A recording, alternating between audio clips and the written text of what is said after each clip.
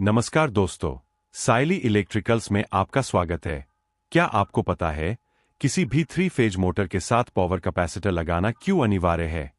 ये कैपेसिटर क्या काम करता है? कैपेसिटर लगाने से क्या फायदा होता है? ये जानने के लिए वीडियो को अंत तक जरूर देखें। उदाहरण के तौर पर हम लोग एक थ्री फेज इंडक्शन मोटर ले लेते हैं। ये मोटर एक एयर कंप्रेसर चलाने के लिए उपयोग में ली गई है। मान लीजिए ये एयर कंप्रेसर चलाने के लिए ये मोटर 10 एचपी इतनी पावर कंज्यूम करती है, तो वो मोटर की एक्चुअल पावर कहलाती है।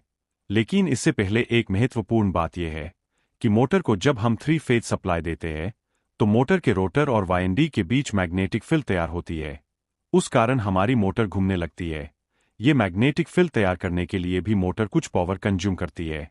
उसे हम रिएक्टिव पावर बोलते हैं। ये जो एक्स्ट्रा का रिएक्टिव पावर है वो भी हमारी इनकमिंग ग्रिड सप्लाई से ही लिया जाता है। इंडस्ट्री में ऐसी बहुत सारी मोटर्स होती है। वे सारी मोटर्स ये जो एक्स्ट्रा की रिएक्टिव पावर है उसे ग्रिड लाइन से लेंगी तो ग्रिड लाइन पे परिणामी ट्रांसफार्मर पे बहुत ज्यादा लोड आ सकता है।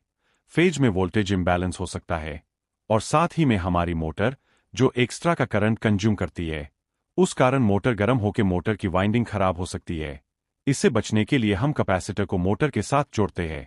कैपेसिटर अपने अंदर इलेक्ट्रिकल चार्ज को स्टोर करके रखता है। जब हम मोटर को ऑन करते हैं तो मोटर को मैग्नेटिक फील्ड तैयार करने के लिए लगने वाली रिएक्टिव पावर कैपेसिटर प्रोवाइड करता है। इस कारण ग्रिड लाइन पे आने वाला अतिरिक्त भार कम हो जाता है, वोल्टेज स्टेबिलिटी बढ़ती है, मोटर को एक्स्ट्रा का करंट कंज्यूम करने की जरूरत नहीं पड़ती। उस कारण मोटर की लाइफ बढ़ती है। साथ में हमारा जो इलेक्ट्रिसिटी का जो बिल आता है उसमें भी बचत होती है। हमारा पावर फैक्टर इंप्रूव हो जाता है। लेकिन हमेशा याद रखें, कैपेसिटर लगाते समय अपने इलेक्ट्रिशियन या इंडस्ट्री एक्सपर्ट की सलाह जरूर लें, क्योंकि कैपेसिटर हमेशा सही जगह और सही रेटिंग का ही लगाना उचित होता है। इलेक्ट्रिकल से जुड़ी किसी भी जानकारी के लिए हमारे साइली इलेक्ट्रिकल इस चैनल को जरूर लाइक और सब्सक्राइब करें। धन्यवाद।